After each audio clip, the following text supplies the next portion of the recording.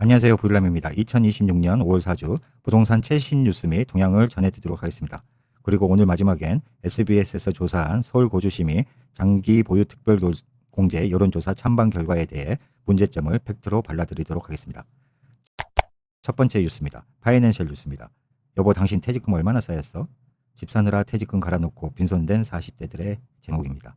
기사는 당연한 결과다. 불과 몇 년 전 치솟게 오르는 집값과 전세금에 쫓길 때 내 집 마련이라는 대의명분 아래 노후 최후의 보루인 퇴직금을 영혼까지 끌어모아 중간 정산을 받아버렸기 때문이라고 합니다. 이 내용 보면은 집값뿐만 아니고 전세값에도 그렇게 했네요.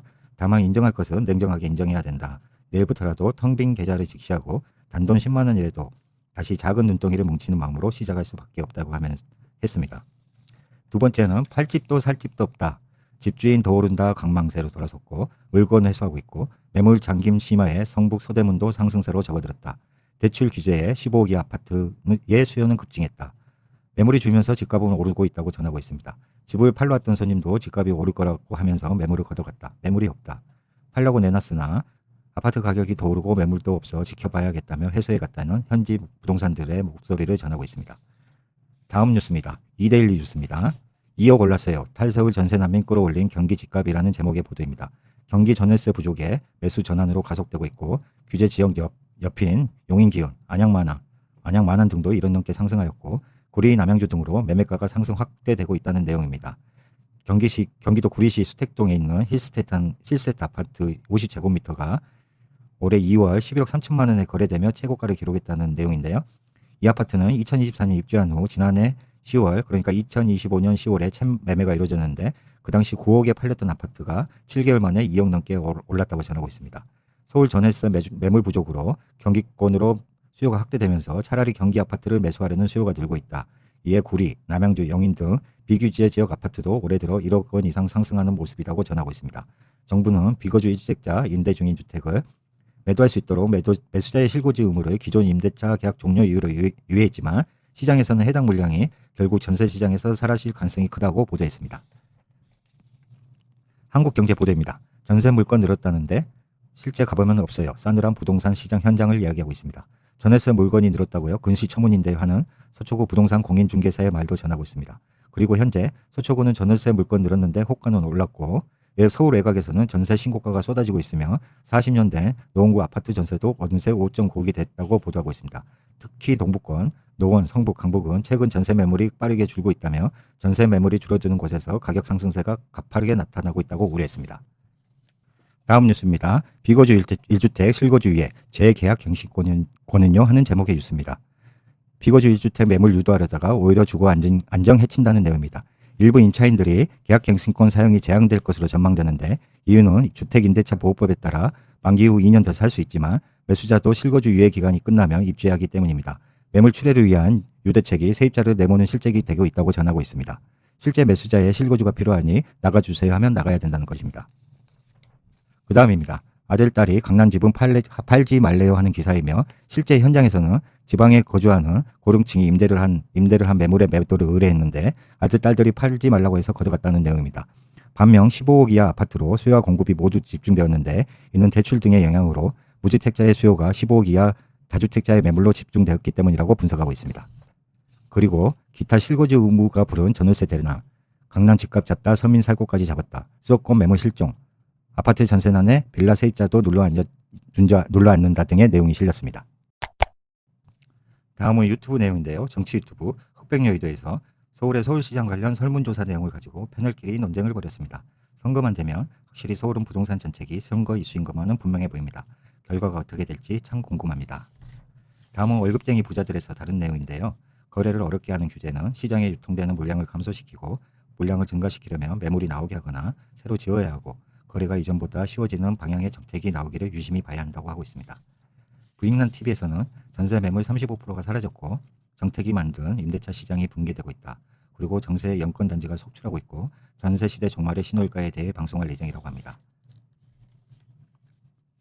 그리고 요즘 핫한 김인만 소장은 2026년 상반기 부동산 시장 흐름을 분석하고 하반기 전망과 정책 변수에 대해 심도 있게 설명했습니다. 지역별로 온도차가 심각한데 강남권은 다주택자 양도세 이슈 등으로 2월까지 심리가 얼어붙었으나 4월 이후 회복세를 보이고 있다고 한 반면 강북 및 외곽은 강남과 달리 거래가 매우 활발했고 극심한 전세난으로 인해 신혼부부 등 젊은 층이 15억 이하 혹은 그 이하의 중저가 아파트 매수에 적극적으로 나서면서 꾸준한 가격 상승세가 나타나고 있으며 전세가가 오를 거라는 불안감이 집을 사게 만드는 주요 동력이라 하면서 최근 집값 상승을 주도하는 것은 강남이 아닌 전세난에 떠밀려 집을 사는 일반 서민층 타겟의 비고가 아파트라고 했습니다. 대출 규제를 더 조이기도 어렵고 양도 차익이 상대적으로 적어 중과세 효과도 미미하며 보유세를 올리면 시민 저항이 커지기 때문에 정부가 통제하기 가장 까다롭고 어려운 숙제로 남아있다고 했습니다. 그리고 JTBC에서 장기 보유 특별 공제 관련 논객들이 토론을 했습니다. 김인만 소장과 김진유 교수는 장뚜껑을 건드려서 세금 혜택을 줄이겠다고 하면 집주인들은 매물을 내놓기보다 세금 혜택을 유지하기 위해 실거주를 택하게 된다. 집주인이 실거주를 위해 이사를 오면 기존에 살고 있던 세입자는 쫓겨나고 갈 곳을 잃은 세입자들이 결국 매매 시장으로 넘어와 집값을 더욱 자극하는 악순환이 발생할 것이라고 강력히 경고했고, 한문도 교수는 장뚜껑은 투자 목적으로 산 사람의 불로소득을 보호해주는 측면이 크고 근로자나 사업자가 내는 세금에 비해 양도 차익에 대한 세금이 낮아 조세 형평성이 어긋난다고 하면서 대한민국의 90%에 해당하는 12억 이하 주택은 비과세이므로 일반 서민들은 이 정책과 큰 관련이 없고 투기 수요 차단 및 공정과세 측면에서 타당성이 있다고 했습니다. 여러분의 생각은 어떠신지 궁금하네요. 댓글에 여러분의 생각도 한번 적어주시면 좋은 자료가 될 것 같습니다. 그리고 마지막 유튜브 영상인데요. 이 영상에서는 정말 신랄하게 정부를 비판했습니다. 대통령이 SNS를 통해 즉흥적으로 정책을 언급하며 시장에 혼란을 주고 법적 적합성을 무너뜨리고 있다고 강도 높게 비판했습니다. 조합원 지위 양도 금지의 역설을 들면서 상속은 조합원 지위 승계가 가능하지만 증여는 지위 양도가 금지되어 매수자가 현금 청산 대상이 되기 때문에 결국 과거 김혜경 여사에게 공동명의로 지분을 증여한 사실 때문에 현재 대통령조차 집을 원활하게 팔 수 없는 상황임을 꼬집었습니다. 이 상은 저도 처음 하는 상이네요. 또한 일부 전문가들이 데이터 대신 집값이 오르기를 바라는 식의 감성적 당위론만 내세운다고 지적하고 특히 매매가가 하락하면 전세가도 안정될 것이라고 하는 주장을 정면으로 반박했습니다. 그렇죠. IMF 때 매매가는 엄청 떨어졌는데 전세가는 엄청 올랐었죠. 매매 심리가 꺾이며 매수 대기 수요가 전세 시장으로 옮겨가 전세 수요를 폭증시키므로 오히려 전세 가격 상승을 부추긴다고 강조했습니다. 자, 그럼 오늘의 핫플인데 영상 한번 보시고 하시죠. 보시면 재밌는 농땡이 왔다 갔다 하죠. 김인만 소장은 시청자들은 나의 이익에 따라 움직인다 하고, 한문도 교수는 그게 친이파라는 이상한 장면이 연출되었는데요.